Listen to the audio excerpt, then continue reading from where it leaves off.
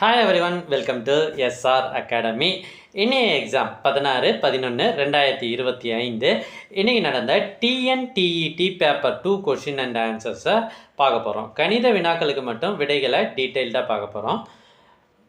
Question number 1, 91வது கேள்வி. ஒரு எண்ணானது 25% அதிகரிக்கப்பட்டு பின்னர் 20% குறைக்கப்படுகிறது எனில் அந்த எண்ணில் ஏற்பட்ட மாற்றத்தை காண்க. ஒரு எண்ணு சதவீதன்றதால நம்ம 100ன்னு வச்சுக்குவோம். முதல்ல 25% அதிகரிக்கிறது, அதாவது 25 அதிகரிக்கிறது. அப்போ எவ்வளோ ஆகுது? 125ன்னு ஆகுது. அதில் 20% குறைகிறது. 125ல் 20% கண்டுபிடிச்சிங்கன்னா 25, வெறும் 25, 20ன்னு போட்டுறாதீங்க. இப்போ இதை திரும்பவும் கழிச்சிடுறீங்க. ஏன்னா என்ன சொல்கிறாங்க? குறைக்கப்படுகிறதுன்னு சொல்கிறாங்க. அப்போ நமக்கு 100 வருது.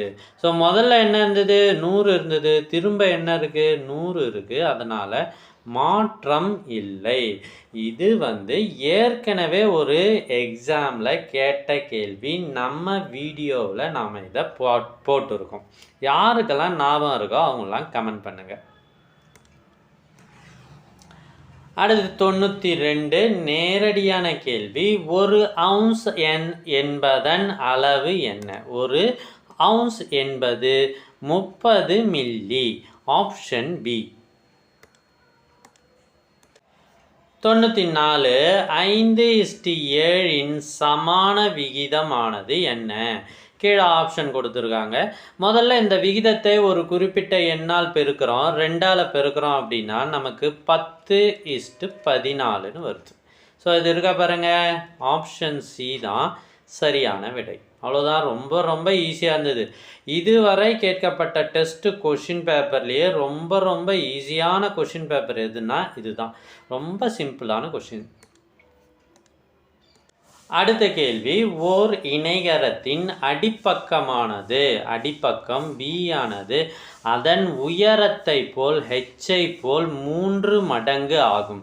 அதன் பரப்பளவு ஏ கொடுத்துருக்காங்க. அப்படின்னா அடிப்பக்கம் மற்றும் உயரம் பியும் ஹெச்சும் என்ன? இணைகரத்தின் பரப்பளவுக்கான ஃபார்முலா பி இன்ட்டு ஹெச். அந்த பரப்பளவு 243ன்னு கொடுத்துருக்காங்க. அடிப்பக்கம் அதன் உயரத்தை போல் 3 மடங்கு, அதாவது அடிப்பக்கம் பி ஆனது உயரம் ஹெச்சை விட 3 மடங்கு. அப்போ பிக்கு பதிலாக நம்ம 3h அப்படி சப்ஸ்டியூட் பண்ணுறோம். 3h into H is equal to 243. இதை அடித்தோம் அப்படின்னா 81. அப்போ H square 81, H is equal to 9. H 9னா பி 9 27. ஸோ 27,9 என்பது தான் சரியான விடை. சார் இது ஈஸியாக போடலாமா சார் அப்படின்னா ஒரு மெத்தட் இருக்குது பாருங்கள். B into H is equal to, சரியா, 243. கீழே இருக்கிற நம்பரில் எந்த 2 நம்பரை பெருக்கினா 243 வருது அப்படின்னு பார்த்தீங்கன்னா இது 2த்தை பெருக்கினா மட்டும்தான் வருது. அதனால் அப்படியே ஆன்சர் கண்டுபிடிக்கலாம். அல்லது சார் இது பாருங்கள், 4 8 32, 2ல் முடிஞ்சால் தப்பு, இதுவும் தப்பு, இதுவும் தப்பு அப்படின்னு கண்டுபிடிச்சிடலாம் ஈஸியாக. அடுத்த கேள்வி. Size of a triangle given. முக்கோணத்தின் பக்க அளவுகள் இங்கே கொடுக்கப்பட்டிருக்கிறது. எந்த பக்க அளவுகளை கொண்டு முக்கோணம் வரைய முடியாது? ஸோ எப்படி கண்டுபிடிக்கணும்? முக்கோணத்தின் பெரிய பக்கத்தை எடுத்துக்கிறோம். அதை மற்ற 2 பக்கங்களின் கூடுதலை விட கம்மியாக இருந்துச்சு அப்படின்னா அது முக்கோணத்தை அமைக்கும். இப்போ ஆப்ஷன் 1ல் 10, இது 2த்தையும் கூட்டுங்க 12. அப்போ பெரிய பக்கம் கூடுதலை விட கம்மியாக இருக்குது. இதில் 7, இது 2த்தையும் கூட்டுங்க 14. ஸோ கூடுதலை விட கம்மியாக இருக்குது. ஆனால் இங்கே பாருங்கள் 9, 3 4 சேர்த்தா 7. கூடுதலை விட பெரிய பக்கத்தின் அளவு அதிகமாக இருந்தால் முக்கோணம் வரைய முடியாது. இது வரைய முடியாது. அப்போ இது வரைய முடியுமா? இது வரைய முடியும். அப்போ விடை ஆப்ஷன் சி 3. இதை மட்டும்தான் நம்மளால் போட முடியாது. 101 10வது மற்றும் 9வது ஃபிபனோசி எண்களுக்கு இடையேயான வித்தியாசம் என்ன அப்படின்னு கேட்குறாங்க. முதல்ல ஃபிபனோசி சீரீஸ் எழுதுடுறோம். ஃபஸ்ட்டு நம்பர் 1, அடுத்த நம்பர் 1, இது ரெண்டுத்தையும் கூட்டினா 2, அப்புறம் 1 2 கூட்டினா 3, 2 3 கூட்டினா 5. இதுதான் ஃபிபனோசி சீரீஸ் அப்படின்னு. இந்த 2 நம்பரை கூட்டி அதுக்கு அடுத்த நம்பரை எழுதுறது. இது ரெண்டையும் கூட்டுறோம். 13, 21, அடுத்தது 34, அடுத்த எண் 55. ஸோ பாருங்கள், இது 1வது உறுப்பு 2, 3, 4, 5, 6, 7, 8, 9, 10. 10வது உறுப்பு 55, 9வது உறுப்பு 34. ஸோ மைனஸ் பண்ணோம் அப்படின்னா 21. ஆப்ஷன் டி தான் சரியான விடை. அடுத்த கேள்வி, 36 மற்றும் 48 ஆகிய எண்களின் மீப்பேக்கா HCF அண்ட் LCMோட ரேஷியோ என்ன அப்படின்னு கேட்குறாங்க. ரொம்ப ஈஸி. இவ்வளோ ஈஸியாக கேட்பாங்கன்னு யாரும் நினச்சே பார்க்கல.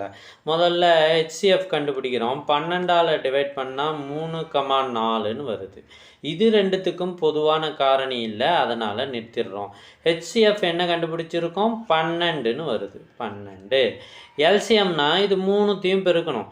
இது ரெண்டுத்தையும் பெருக்குங்க. 12 12ஆல் பெருக்குங்க 144. ஸோ விடை 12:144. இதுதான் சரியான விடை. இதை சுருக்கி போட்டிருக்காங்களா, 4ஆம் வாய்ப்பாட்டால் அடித்து போட்டிருக்காங்களான்னு பார்த்தோம். எங்கேயுமே அடித்து போடலை. அதனால் ஆப்ஷன் ஏ மட்டுமே சரியான விடை. 103வது கேள்வி, இந்திய புள்ளியியலின் தந்தை யார்?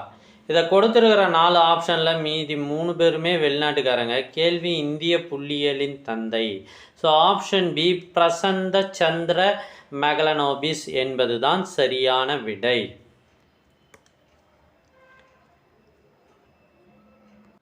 அடுத்த கேள்வி பாருங்கள். நாம் இது மாதிரி கணக்கெலாம் போட்டிருக்கோம். அதனால் இந்த கேள்வி பார்த்த உடனே ஸோ நம்ம போட்ட கணக்கெலாம் வந்திருக்கு அப்படின்னு ரொம்ப சந்தோஷமாக இருக்குது.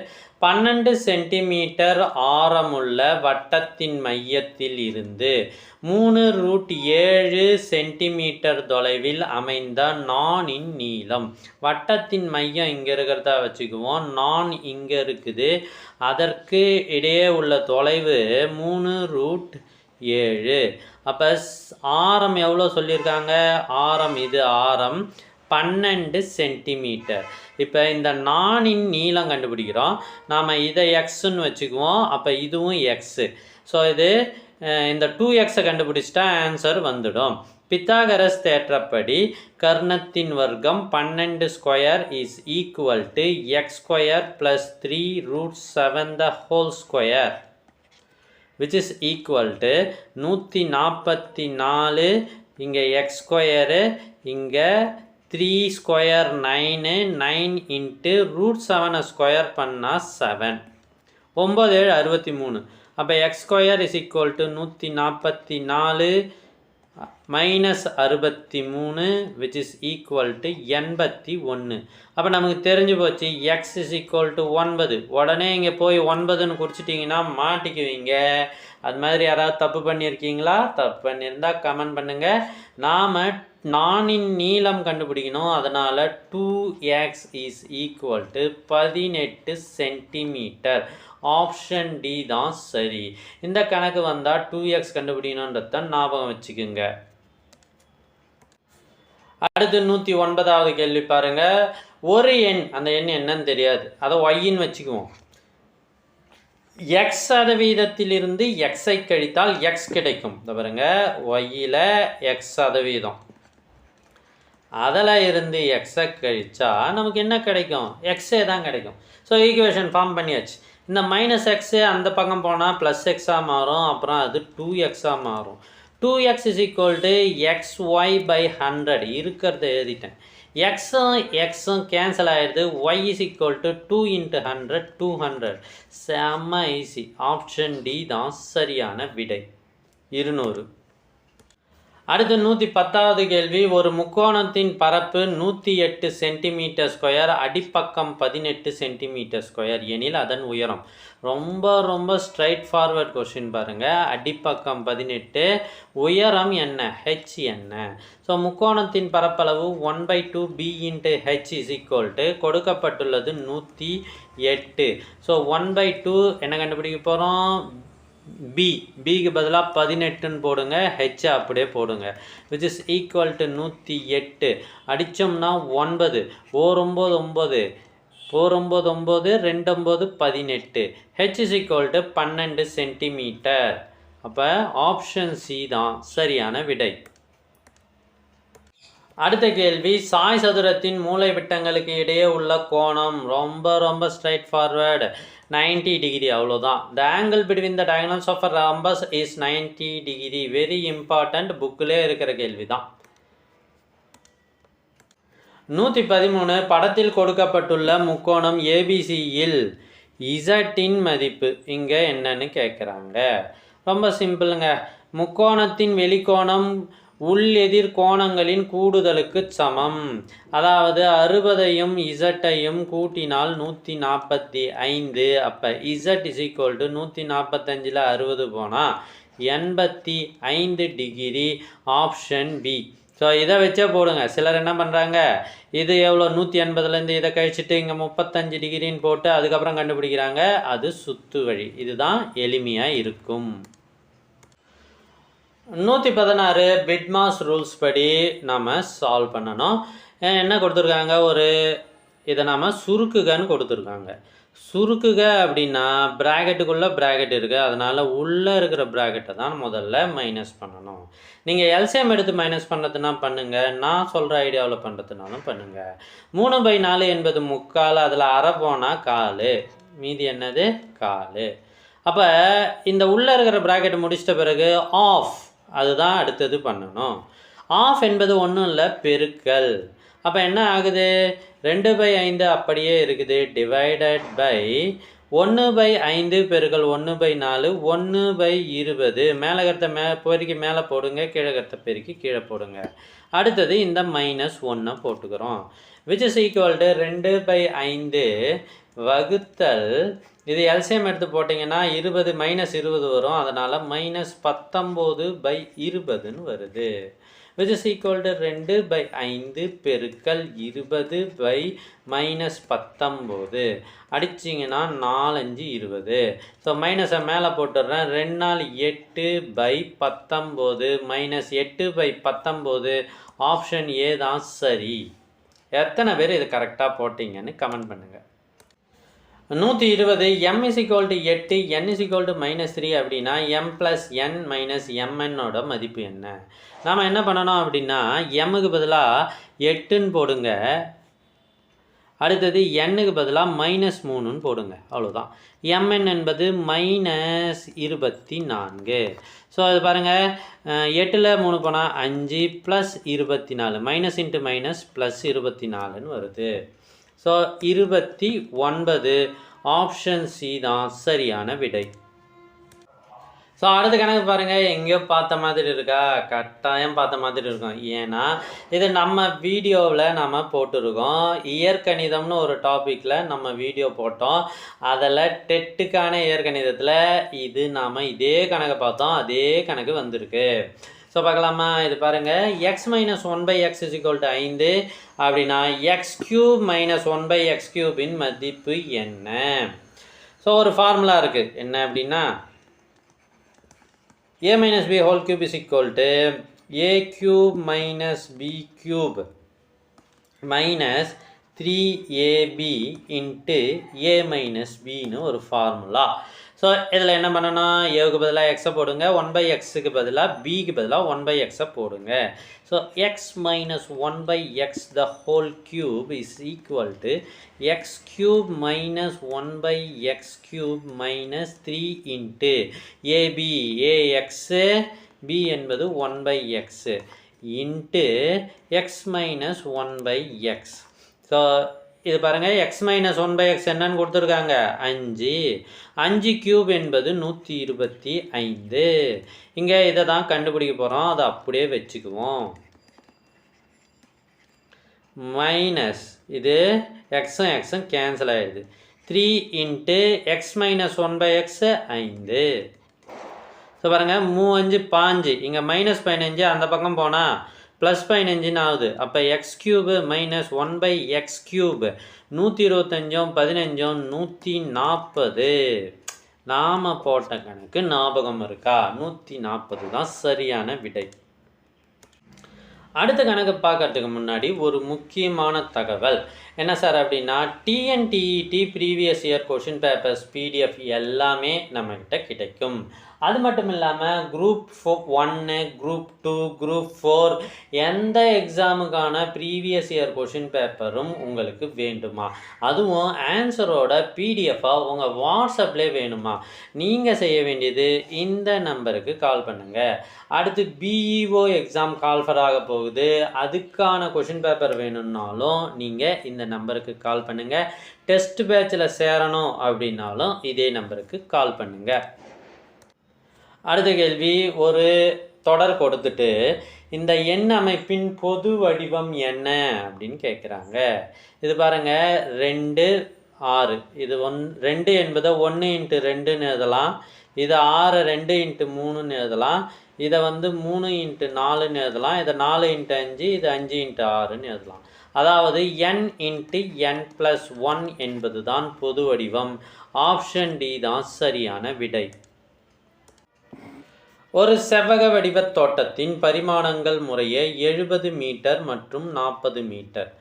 தோட்டத்தின் உள்புறமாக 4 பக்கங்களிலும் 2 மீட்டர் அகலமுள்ள பாதை அமைக்கப்படுகிறது. பாதையின் பரப்பளவு என்ன? இந்த பாதையின் பரப்பளவுக்காகவே நாங்கள் தனியாக ஒரு வீடியோ போட்டோம், அதிலிருந்து சூப்பராக கேள்வி கேட்டிருக்காங்க, அதே கேள்வி. ஸோ ஒரு செவ்வக வடிவ தோட்டம் இருக்குது, அதனுடைய அகலம் 70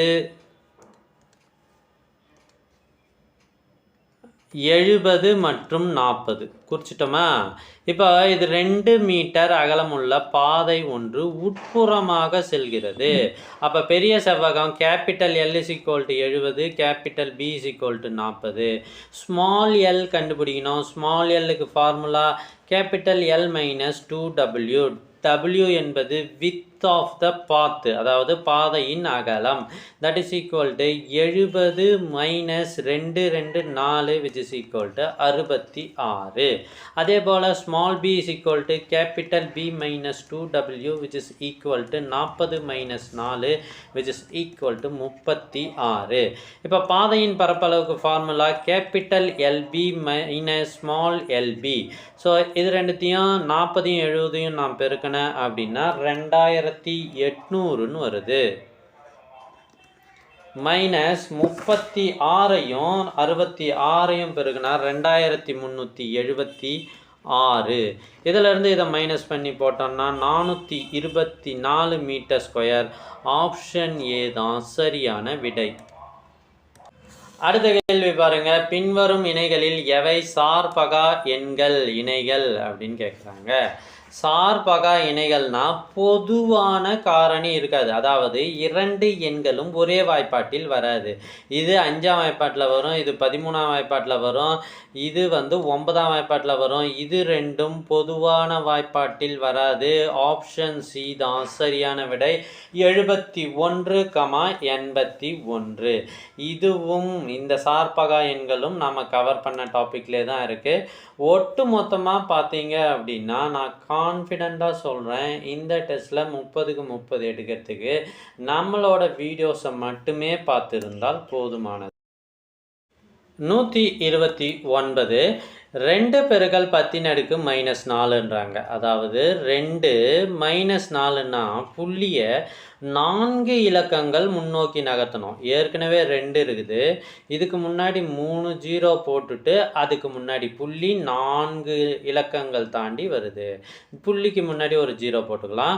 0.3 தடவை 0, அதுக்கப்புறம் 2. ஆப்ஷன் சி தான் சரியான விடை. அடுத்த கேள்வி 36 காரணிகள். அதாவது 36 எந்த வாய்ப்பாட்டிலலாம் வரும்? அவ்வளோதான். Option B 1 2 3 4 6 9 12 18 36. ஸோ இவ்வளோ ஈஸியாக இருக்குது. அடுத்த கேள்வி பார்க்கறதுக்கு முன்னாடி இப்போ டெட் எக்ஸாம் முடிஞ்சிடுச்சு. அடுத்து பிஓ எக்ஸாம் வரப்போகுது.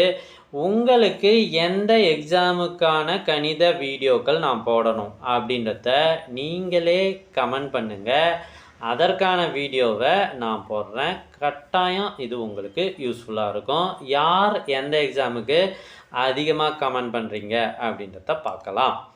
அடுத்து 133 கீழே கொடுக்கப்பட்டுள்ள தொகுப்புகளில் இருந்து சரியான அட்டையை தேர்வு செய்க. அதாவது முதல்ல என்ன பண்ணணும், இந்த முதல் கட்டம் என்னவா இருக்கும்னு கெஸ் பண்ணணும். 3 வெள்ளை புள்ளி 3 கருப்பு புள்ளி, அடுத்து 4 வெள்ளை புள்ளி. அப்போ இதுக்கு முன்னாடி என்ன இருந்திருக்கும், 2 கருப்பு புள்ளிகள் இருந்திருக்கும். அதுக்கு முன்னாடி 2 வெள்ளை புள்ளி இருந்திருக்கும். ஓகேவா? அப்போ இந்த இடத்தில் 2 கருப்பு புள்ளிகள். ஆப்ஷன் டி தான் சரியான விடை. அடுத்தது ஆட்கள் நாட்கள் எதிர்மாறல் கணக்குகள். 138 ஒரு இராணுவ முகாமில் 200 போர் வீரர்கள் தங்கியுள்ளனர். அந்த வீரர்களுக்கு 40 நாட்களுக்கு தேவையான உணவுப் பொருள் முகாமில் உள்ளது. நாம் என்ன எடுத்துக்கிறோம், வீரர்கள் உணவு.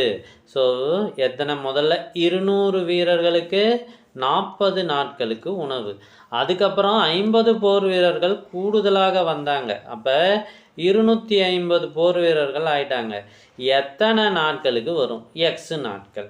இது வீரர்கள் அதிகரிக்கும் பொழுது உணவுக்கான நாட்கள் குறையும். ஓகேவா? நாட்கள் இது அப்படி குறையும் போது இது எதிர்மாறல். எதிர்மாறல்னா மேலகத்தை பெருக்கிங்க, கீழகத்தை பெருக்கிக்குங்க, சமப்படுத்துங்க. 200 பெருக்கல் 40 is equal to 250 into X. இப்போ எக்ஸை கண்டுபிடிச்சா வேலை முடிஞ்சிடுது. 0 0 கேன்சல் ஆகிடுது. 1 25 8 25 200 4 8 32. எத்தனை நாள்? 32 நாளைக்கு தான் சாப்பாடு இருக்கும். ஏற்கனவே 40 நாள் இருந்தது. நம்ம சேனலில் டிஎன்டிஇடி சம்மந்தமாக போடப்பட்ட வீடியோக்கள் அனைத்தும் உங்களுக்கு வேண்டுமா? அதுக்கு நீங்கள் செய்ய வேண்டியது, முதல்ல நம்ம சேனலை சப்ஸ்கிரைப் பண்ணிவிட்டு ஃபஸ்ட்டு கமெண்ட் ஓப்பன் பண்ணுங்கள். டிஎன்டிஇடி சம்மந்தமாக போடப்பட்ட அத்தனை வீடியோக்களும் வந்துவிடும். அடுத்து 3πa × 4πb = 5184. ஸோ இந்த மாதிரி கணக்குக்கு என்ன சார் பண்ணணும்? ஏவும் பியும் கண்டுபிடிங்க. அது கண்டுபிடிக்கிறதுக்கு முதல்ல டானா வகுத்தல் பண்ணணும். இந்த டானா வகுத்தலில் நம்ம எந்த எண்ணால் வகுக்கணும்னா 3ஆலையும் 4ஆலையும் மட்டும்தான் வகுக்கணும். அப்போ தான் நமக்கு விடை ஈஸியாக வரும். இல்லைன்னா சுற்றி சுற்றி வரும். ஓகேவா?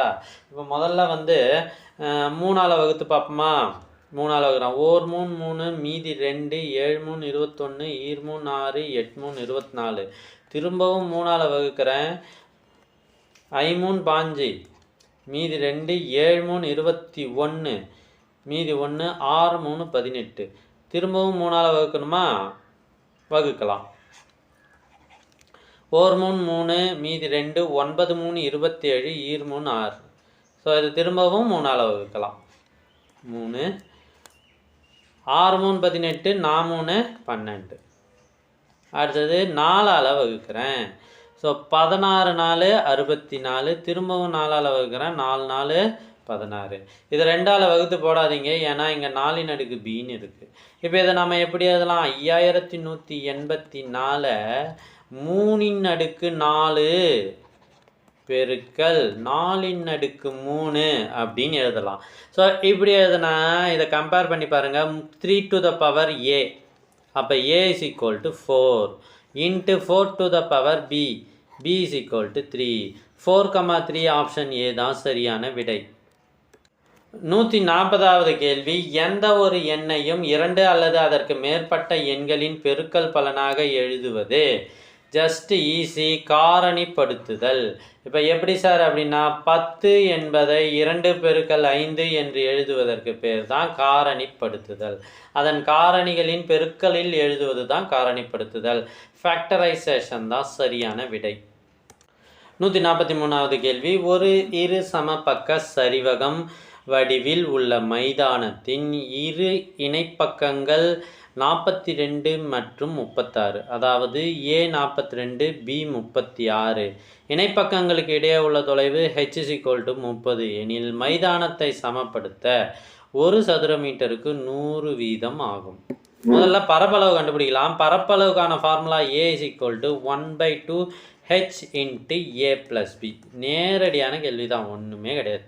1/2 போடுங்க. h என்ன கொடுத்துருக்காங்க? 30ன்னு கொடுத்துருக்காங்க. A + B 36யும் 42யும் கூட்டுங்க. 36 42 78. ஸோ இப்போ பாருங்கள், இது அடித்தோம்னா 30ன்னு வருது. 39. அடுத்தது 30 பெருக்கல் 39, 0 அப்படியே போடுங்க. 9 27, மீதி 2, 3 9 11.